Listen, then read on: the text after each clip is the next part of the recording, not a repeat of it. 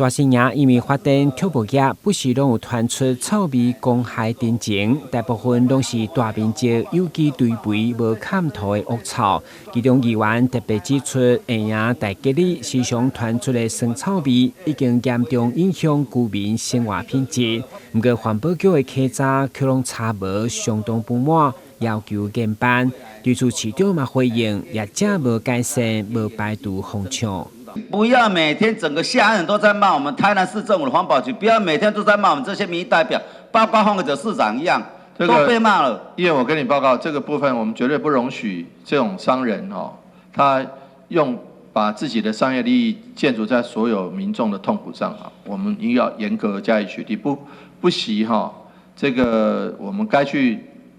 驻点就驻点，一定要把这个东西揪出来。我想下营附近不是只有这个一场而且不只是罚钱如果真的不行，就把它封了。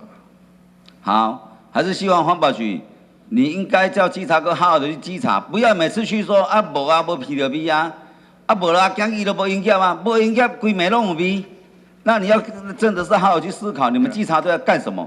议员接续透过一段空拍指出，位伫满岛真理大厦后门的土地已经被人违法倾倒废弃物，而且到底倒的是啥物，嘛互地方相当忧心。所以议员嘛积极向市府请兵，要求环保局设立空拍责任区定期巡查，避免不法业者污染土地。咱的余温一块一块那种囤，埋了什么不晓得。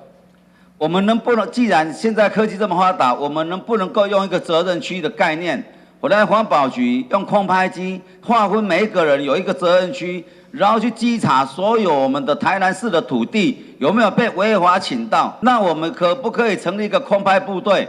然后去巡视所有台南市的土地有没有被违规倾倒？阮有空拍机的巡查啦，